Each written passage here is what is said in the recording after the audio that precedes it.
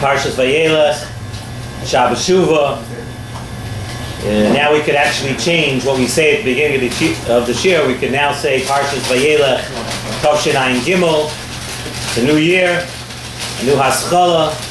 Actually, after Sukkot is when we began the Shiur a few years ago.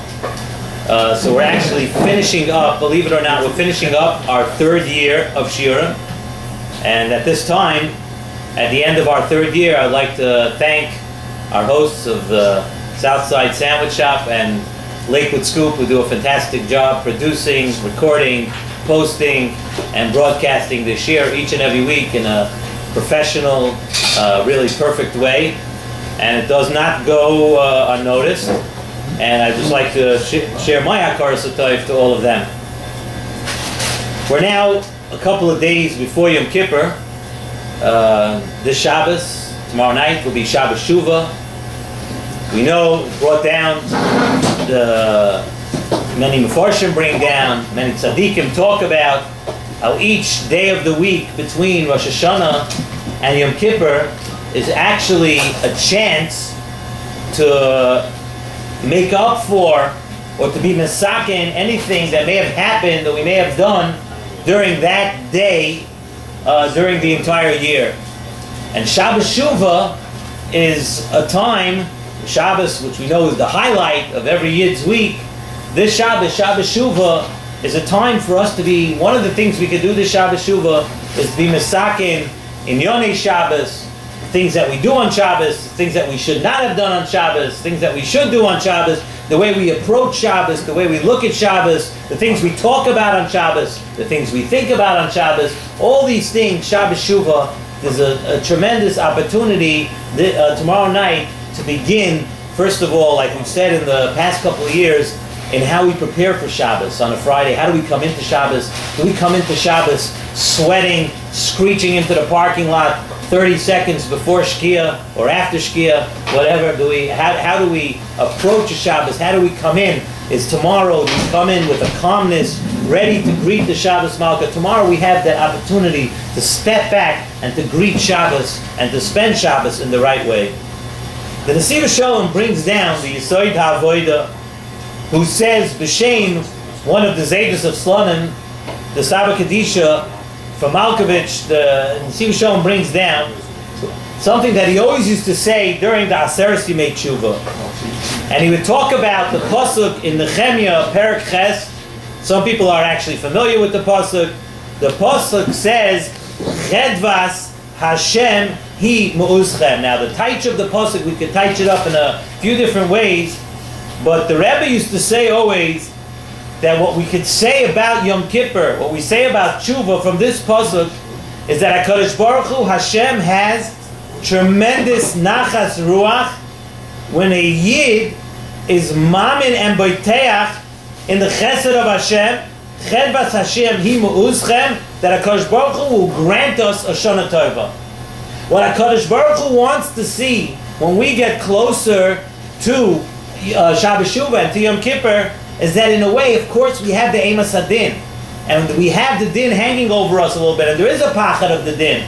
But we have a certain confidence. We have a certain amount of bitochen that we're happy, and we know that we're mamin and we're boiteach and HaKadosh Baruch Hu, that HaKadosh Baruch Hu will continue to perform chesed for us and give us a Shana Tova.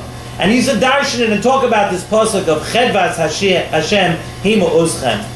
We have another pasuk, a pasuk in this week's parsha. The pasuk says, Ve'omar Bayoim Hahu Al Ki Ein Elokai B'Kirbi, that a Yid will notice that because we don't have a Kadosh Baruch Hu in our midst, Mitza'uni Haroi Sa'ela. Why do bad things sometimes happen?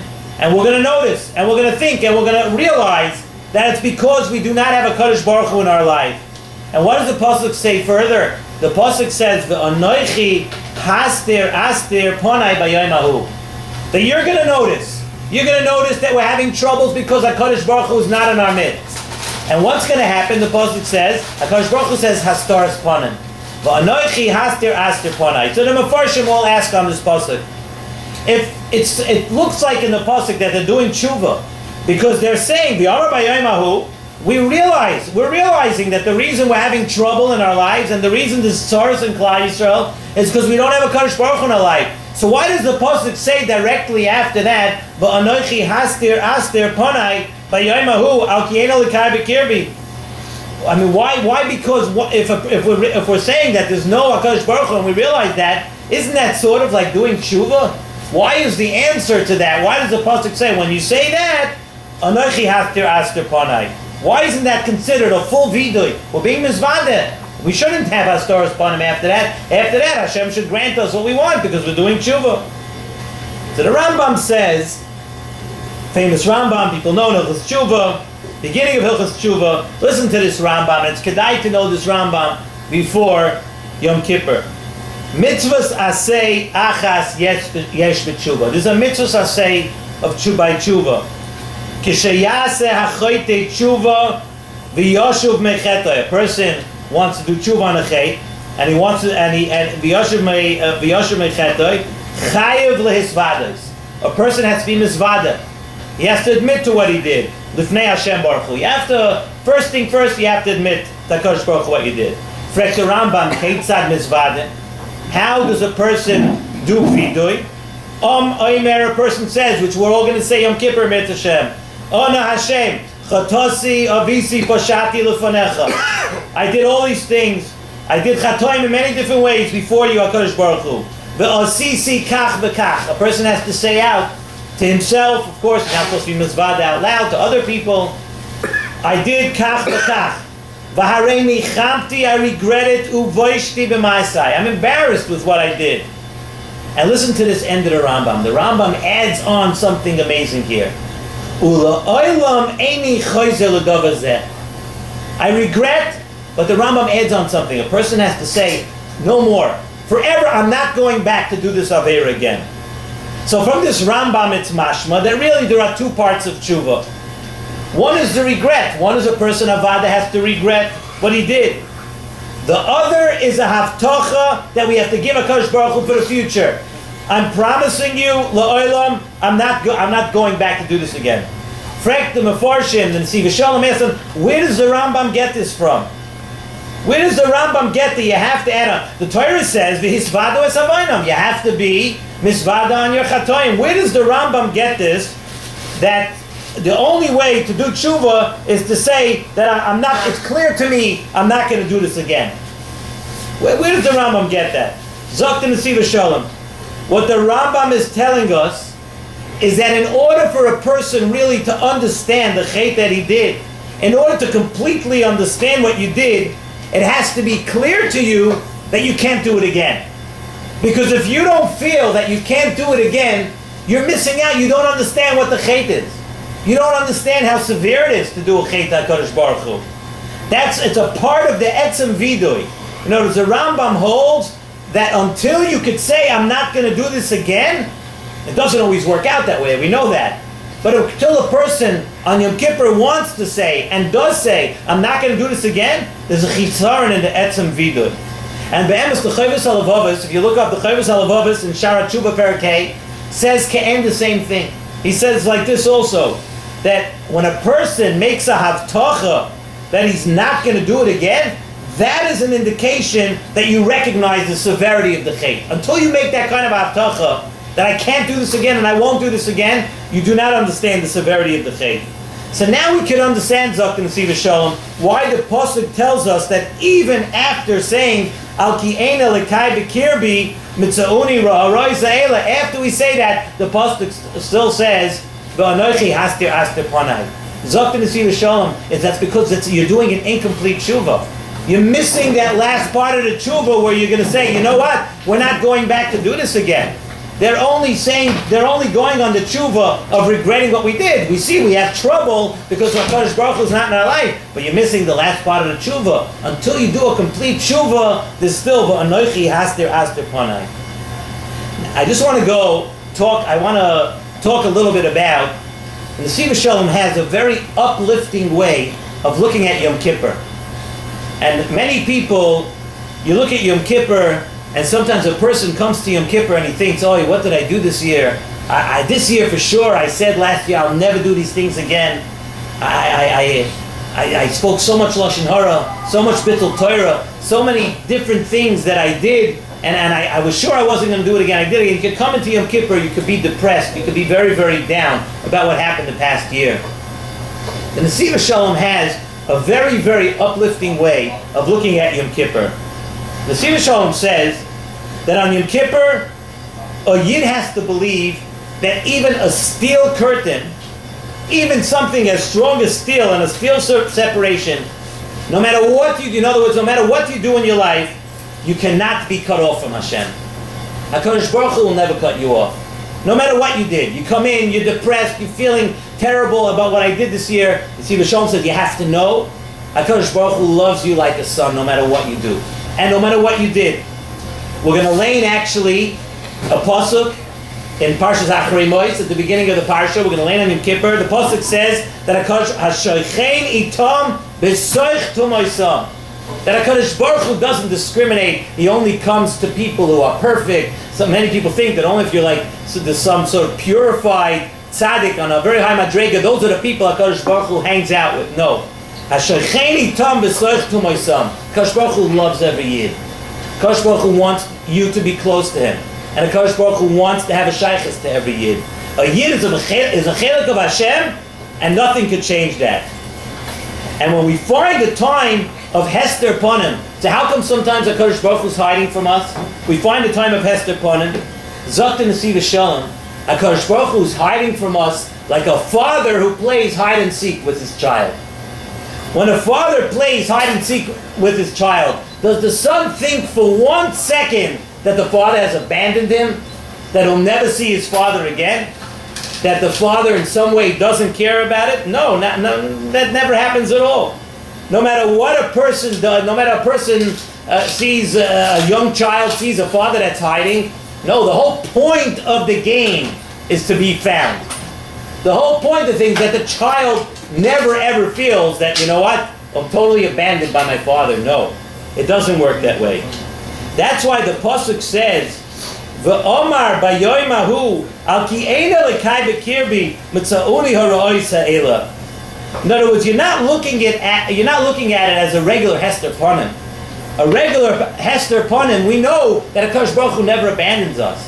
What happens in that pasuk? We're thinking that no, in that pasuk, Zot Nesivos Shalom, the people are saying, no, HaKadosh Baruch Hu has abandoned us.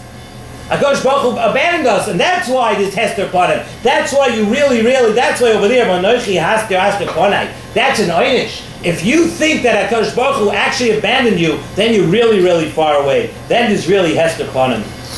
It's brought down from the Medrash to Magid. The Nesivos Shalom brings it down. Very beautiful thing also for Yom Kippur. We say that tzaddikim on Rosh Hashanah are nichtovim v'nechtomim la'alto l'chaim toivim. That tzaddikim are right away written down. It comes Rosh Hashanah, HaKadosh Baruch Hu says, oh, this man's a tzaddik. He's written down right away la'alto l'chaim toivim. Okay, we spoke a little bit about this before Rosh Hashanah. Zot Nesivos Shalom, this is what the point that you have to take into Yom Kippur also. How do we know that tzaddikim are nichtovim v'nechtomim la'alto? Why is it that way? Why are they written down l'chaim toivim right away? Zot Nesivos Shalom, that it has to do with their machshava, with the way you come in, your mindset for Yom Kippur. Because even though Zot Nesivos Shalom, there is a pachad for the Yom Adin, but those people, those tzaddikim, are maimin and boiteach that Hashem loves them like a child. That never changes. In their mind, what does it mean? What does it mean by a tzaddik? A tzaddik is written down. A tzaddik is written down for good, because in a tzaddik's mind, no matter what he may have done, and everybody ain't tzaddik b'aretz shlayachta, there's nobody who doesn't do any averis at all. It never leaves his mind that HaKadosh Baruch Hu loves him like a child. And that clarity, Zot Nesivos Shalom, is that goes right up l'mayla and it brings down rachamim for you. And that's the pasuk that we started off with. Chedvas Hashem himu uschem. HaKadosh Baruch Hu wants to see that you trust in HaKadosh Baruch Hu, that you believe in HaKadosh Baruch Hu, that you're connected to HaKadosh Baruch Hu, and HaKadosh Baruch Hu is your father. You never forget that. Zot Nesivos Shalom, he ends off, we say in the pasuk, Hashem tzilcha. Hashem is like my shadow. So how does that work? He said, it works out beautifully over here. If you feel to HaKadosh Baruch Hu and your boiteach and your maimin that HaKadosh Baruch Hu is your father and that HaKadosh Baruch Hu loves you, and you come into Yom Kippur saying, Hashem, I feel terrible about what I did and I'm never going to do it again, but HaKadosh Baruch Hu, you're my father. You never abandon me. You're never going to leave me. Hashem tzilcha, that's the shadow, the mirror image. If you act that way, that's the way HaKadosh Baruch Hu acts to you. HaKadosh Baruch Hu treats you the same way. He says, yes, you are my son. Yes, we may have been estranged for a while. You may have done some things. You may have done some things which could have been terrible. But you know what? You're coming to me as a father. A person, no matter what happens, at the end of the day, he runs back when he has nowhere else to go. A person, people run away from home, but that's because they think they'll find something better on the street. They think they'll find something better out there. But at the end of the day, when everything else fails, and when you're really feeling abandoned, what's in your mind? You always come back. You come back to the Father. And if that's what a person says, I'm boiteach, you're my father, and I love you as a father, and you love me as a son, HaKadosh Baruch Hu, Hashem tzilcha. And that's the way we have to come into Yom Kippur. You have to have a pachad of the Yom Adin, but you have to come in with a confidence. HaKadosh Baruch Hu wants to see Chedvas Hashem Hi Mu'uschem. HaKadosh Baruch Hu wants to see that you'll never forget that connection. You love the connection to HaKadosh Baruch Hu. Let's all taka be zoicha that we're going to come in to Yom Kippur, starting with the Shabbos Shuva. We're going to come into Yom Kippur with a confidence, come into Yom Kippur with a love for HaKadosh Baruch Hu, come into Yom Kippur knowing that HaKadosh Baruch Hu is not here because he wants to punish us. HaKadosh Baruch Hu is here because he always wants to bring us closer. He wants us to be closer to him every single day. We should all be zoichet to think about these things, put them into practice, and I would like to wish everybody a Gemar Chasim Toiva, a good Geben Shiur. Should be a year of simchas, nachas, and bracha for everybody. And just to end off with a programming note, Emet Hashem, a week from today, next Thursday, we'll be having a special Sukkot share over here. We're going to go back to our regular time of 10 o'clock, and it should, Emet Hashem, be a very, very successful week for every one of us.